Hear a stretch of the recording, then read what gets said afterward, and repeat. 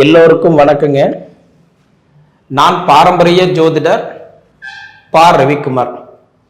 இப்போ நாம் பார்த்துக்கிட்டு இருக்கக்கூடிய ஒரு தலைப்பு பார்த்தீங்கன்னா குரு வக்கர நிவர்த்தி பலன்களை பற்றி தான் இந்த காணொலியில் பார்த்துட்டு இருக்கிறோம்.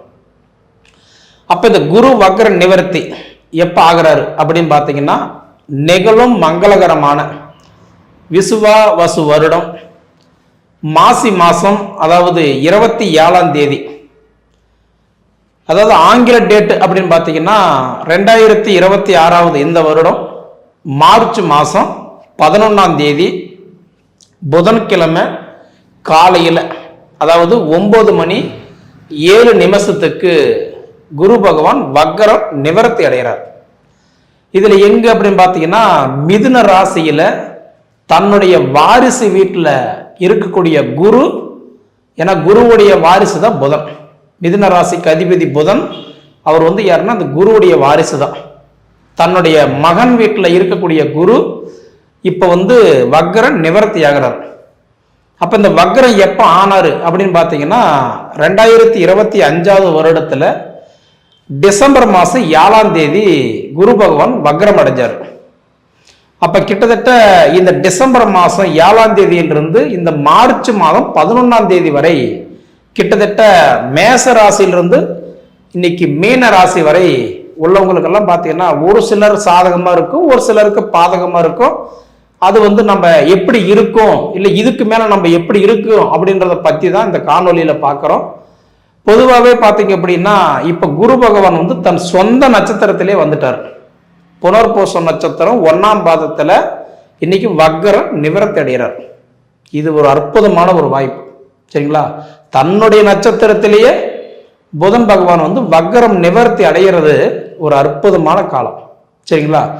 கிட்டத்தட்ட எனக்கு தெரிஞ்சு பார்க்கும்போது இந்த குரு பகவான் இப்ப வக்கரம் நிவர்த்தி அடைஞ்சிட்டார் அப்படின்னா மேச ராசியிலிருந்து மீன ராசி வரை பிறந்தவங்களுக்கு என்னென்ன மாற்றங்களை கொடுக்க போறாரு அப்படின்றத பத்தி தான் இந்த காணொலியில பார்த்துட்டு இருக்கிறோம். மிதுன ராசி நேயர்களே, மிதுன ராசியில பிறந்த உங்களுக்கு இந்த குரு பகவான் வக்கர நிவர்த்தி எந்த மாதிரியான ஒரு மாற்றங்களை கொடுக்க போறார்? பொதுவா பார்த்தீங்க அப்படின்னா, அதாவது இந்த குரு பகவான் இப்ப எங்க இருக்கிறாரு அப்படின்னு பார்த்தீங்கன்னா உங்க ராசியில தான் குரு இருக்கார். அது பெருமைப்பட வேண்டிய விஷயம். ஏன்னா குரு பகவான் இப்ப மற்ற கிரகமெல்லாம் எடுத்துக்கோங்க, ஒரு வீட்டில் இருக்குது அப்படின்னா பார்க்குற வீட்டுக்கு மட்டும்தான் பலன்கள் கொடுப்பார். ஆனா குரு பகவான் மட்டும்தான் அவர் உட்கார்ந்த வீட்டுக்கு சேர்த்து நன்மைகள் செய்வார். அப்ப குரு பகவான் உங்க வீட்டுல தானே உட்கார்ந்து இருக்கிறாரு. அதனால பார்த்தா உங்களுக்கு இப்ப ஜென்ம குரு அப்படின்னு சொல்லலாம். ஜென்ம குருவா இருந்தவர் கிட்டத்தட்ட எனக்கு தெரிஞ்சு ஆரம்ப காலம் நல்லா இருந்தாலும், அதாவதுன்றது இந்த 2025 டிசம்பர் மாதம் 7ஆம் தேதியிலிருந்து உங்களுக்கு சரியில்லை. ஏன்னா பழமொழி சொல்லுவாங்க, ஜென்மத்தில் வந்த குரு செருப்பால் அடித்தாலும் போகாதுன்னு சொல்லுவாங்க. ஏன்னா ஜென்ம குரு அப்படின்றது ஒரு நல்ல விஷயம்தான். ஆனா வக்கரத்துல வந்ததுனால அவர் இயல்புக்கு மாறாக ஒரு வேலை செய்யறார். ஒரு கிரகம் பாத்தீங்கன்னா முன்னாடி வரும்போது நல்லது பண்ணினார்னு வச்சுக்கோங்களேன், அந்த கிரகம் வக்கரம் அடையும் போது ஆப்போசிட்டா பலன்களை கொடுப்பார். ஆப்போசிட் பலன் அப்படின்னா ஒரு பணம் வருதுன்னு வச்சுக்கோங்களேன், இப்ப வராது. ஒரு வண்டி வாகனம் எடுக்கலாம்னு நினைப்பீங்க, எடுக்க முடியாது. கல்யாணம் ஆகிற மாதிரி இருந்தால் தாமதமாகும். குழந்தை பாக்கி எதிர்பார்க்குற மாதிரி இருந்தால் டிலே ஆகும். அதாவது ஒரு விஷயம் அமைகிற மாதிரி இருக்கிற விஷயத்த நமக்கு தள்ளி போட்டுருவார். அதுதான் பொதுவாக சொல்றது, வக்கரம் ஆகும்போது இயல்புக்கு மாறாக வேலை செய்வார். அப்போ உங்களுக்கு குரு பகவான் உங்க ராசிக்கு 2025 மார்ச் மாசமே அதாவது மே மாசமே உங்க வீட்டுக்கு வந்துட்டாரு. அப்ப 2025 மே மாசம் உங்க வீட்டுக்கு வந்த குரு பகவான் பாத்தீங்கன்னா இப்ப இந்த டிசம்பர் மாசம் 7ஆம் தேதி அன்னைக்கு உங்க மிதுன ராசியில குரு பகவான் வக்கரத்துக்கு போயிட்டாரு. அப்ப மிதுன ராசியில பாத்தீங்கன்னா கட்டான்றது குரு பகவான் டிசம்பர் மாசம் 7ஆம் தேதியிலிருந்து இந்த மார்ச் மாசம் 11ஆம் தேதி வரைக்கும் உங்களுக்கு ஒரு நல்ல சீராவை வச்சுக்க மாட்டார். எனக்கு தெரிஞ்சு ஒரு ரியல் எஸ்டேட்ல இருக்கிறீங்கன்னா அது முடிகிற மாதிரி இருக்கிற காரியங்கள் தள்ளி போகும். நீங்க ஒரு மேல் பதவியில் இருக்கிறீங்க அப்படின்னா அந்த இடத்துல தேவையில்லாத மனஸ்தாபங்கள், மன சங்கடங்கள், கொஞ்சம் போராட்டம், கொஞ்சம் குழப்பங்கள் சந்திக்கக்கூடிய நிலைமை உங்களுக்கு வரும். நான் வெளிநாட்டில் இருக்கிறேங்க, வெளி மாநிலத்தில் இருக்கிறீங்க அப்படின்னா நிச்சயமா ஒரு கமிட்மெண்ட் இல்லாம கஷ்டப்பட்டு இருப்பீங்க.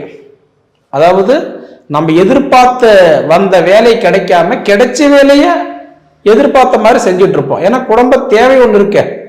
அந்த மாதிரி பொதுவாக பார்த்துட்டீங்கன்னா உங்களுக்கு 100% டிசம்பர் மாதம் 7ஆம் தேதியிலிருந்தே கண்டிப்பாக சொல்கிறேன் நல்லா இல்லை.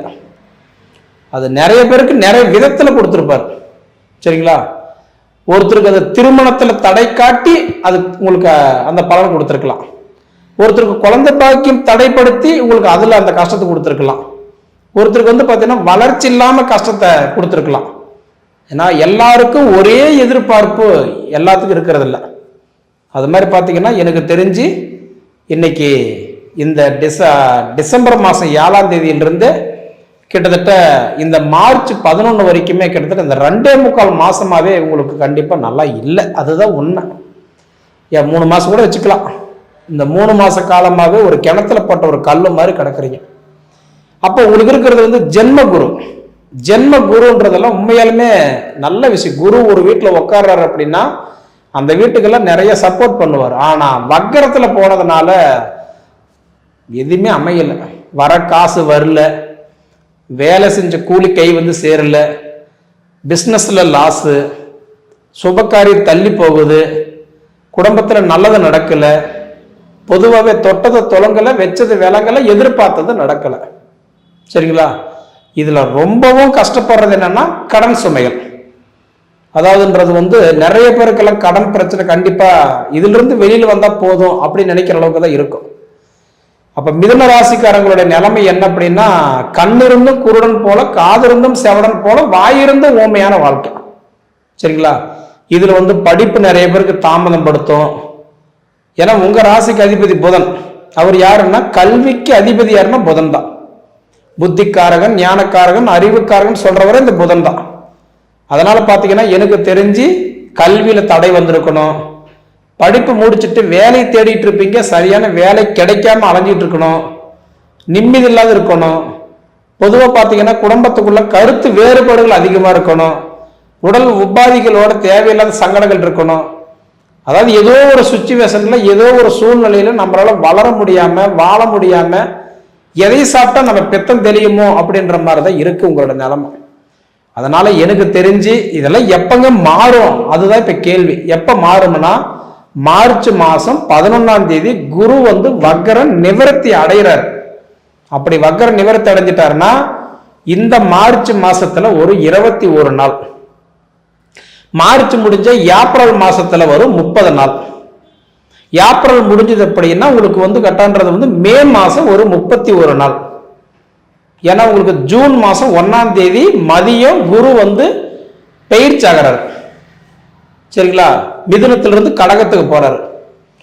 அப்ப கடகத்துக்கு போற வரைக்கும் குரு பகவான் எந்த நட்சத்திரம் இருக்கிறாருன்னா தன்னோட சொந்த நட்சத்திரத்துல தான் இருப்பார். அதுதான் உங்களுக்கு ஒரு நல்ல பேக்ரவுண்டு, நல்ல பலம். அதாவது தன்னுடைய மகன் வீட்டில் இருந்தாலும் குரு பகவான் இருந்தாலும் கூட, ஆனா தன்னோட சொந்த நட்சத்திரத்துல உட்கார்றாரு. பாத்தீங்களா? அற்புதமான வாய்ப்பு. கிட்டத்தட்ட அடுத்தது இந்த 82 நாள் தன்னோட சொந்த நட்சத்திரத்திலேயே மிதுன ராசியிலேயே, அது ஞானக்காரகனுடைய ராசியில இருக்கிற தருணம் இருக்கு. பாத்தீங்களா? அற்புதமான வாய்ப்பு. அதனால எனக்கு தெரிஞ்சு படிப்புல குழப்பம் இருக்குன்னு நினைக்கிறீங்களா? அந்த கவலை விட்டுருங்க. இதுக்கு மேல படிப்பு நல்லா இருக்கும். வேலை வாய்ப்புல பிரச்சனை இருக்குன்னு நினைக்கிறீங்களா? நிச்சயமா இதுக்கு மேல அந்த வேலை வாய்ப்புல அந்த பிரச்சனை உங்களுக்குள்ள இருக்காது. அதே மாதிரி குடும்பத்துல வாழ முடியல, வளர முடியல, சாதிக்க முடியல, கிணத்துல போட்ட கல்லு மாதிரி கிடக்குறேன்றீங்களா? நிச்சயமா இதுக்கு மேல கொஞ்சம் சப்போர்ட் பண்ணும். ஏன்னா குரு தான் இயல்பு நிலைக்கு வந்துடுறாரு. அதனால நல்லா இருக்கும். அடுத்தது இந்த திருமணத்துக்கு, குழந்தை பாக்கியத்துக்கு, ரெண்டாவது இந்த சொந்த வீடு கட்டுறதுக்கு, சொந்தமா வண்டி வாகனம் வாங்குறதுக்கு, இந்த மாதிரி வளர்ச்சிக்கு ஏதாவது ஒரு வாழ்வாதாரத்துக்கு ஒரு விஷயம் எதிர்பார்த்துட்டு இருந்தீங்கன்னா கண்டிப்பா சொல்றேன், இந்த 82 நாள், அதாவது நான் சொன்ன மாதிரி மார்ச் மாசத்துல 21 நாள், அதாவதுன்றது ஏப்ரல் மாசத்துல 30 நாள், அடுத்தது மே மாசத்துல 31 நாள், கிட்டத்தட்ட இந்த 82 நாளுமே உங்களுக்கு சூப்பரா இருக்க போகுதுன்றதுல மாற்றமே இல்லை. அதனால நிச்சயமா இதுக்கு மேல உங்களுடைய வளர்ச்சி நல்லா இருக்கும். ஏன்னா குரு உங்க வீட்டுல தான் இருக்குது, அதனுடைய வேலை இதுக்கு மேல ஸ்டார்ட் பண்ணிடுவார். நல்லது நடக்கும். அதுக்கு முன்னாடி நீங்க தெரிஞ்சுக்க வேண்டிய ஒரே ஒரு விஷயம், உங்க ஜாதகம் முதல்ல நல்லா இருக்கா. கண்டிப்பா உங்க ஜாதகன்றது ஒண்ணு நல்லா இருந்துருச்சுன்னா இதுக்கு மேல உங்களுக்கு இந்த குரு பகவான் இயல்பு நிலைக்கு வந்துட்டாருன்னா உங்களோட தேவை உங்க ஜாதகத்துல அந்த பிரார்த்தம் இருந்ததுன்னா பூர்த்தி பண்ணி கொடுத்துருவார். சரிங்களா? இப்படி இருக்கிறதுனால உங்களுக்கு வந்து கரெக்டாக உங்க ராசியாதிபதி புதன்கிழமை நிச்சயமா வந்து விநாயகர் கோயிலை வழிபடுங்க. புதன்கிழமை விநாயகரை கண்டிப்பா நீங்க வணங்கிட்டு வாங்க, நல்லா இருக்கும். முடிஞ்ச வரைக்கும் பசு தானங்கள் கொடுத்துட்டு வாங்க. பசுக்கு வந்து கரும்பு ஜூஸ் வாங்கி வச்சுட்டு வாங்க, கரும்பு பால் வாங்கி கொடுத்துட்டு வாங்க. காக்கா குருவிகளுக்கு தானி வச்சுட்டு வாங்க. கண்டிப்பா உங்களோட கவலைகள் எல்லாம் சரியாகும். சரிங்களா? இது நீங்க அனுபவிச்சு பார்த்து சொல்லுங்க. சரி நேயர்களே, உங்க பொன்னான நேரத்தை ஒதுக்கி இவ்வளவு நேரம் என்னோட காணொலியை நீங்க முழுமையா பார்த்ததுக்கு மனசுல இருந்து கேட்டுக்கிறேனுங்க. நன்றி.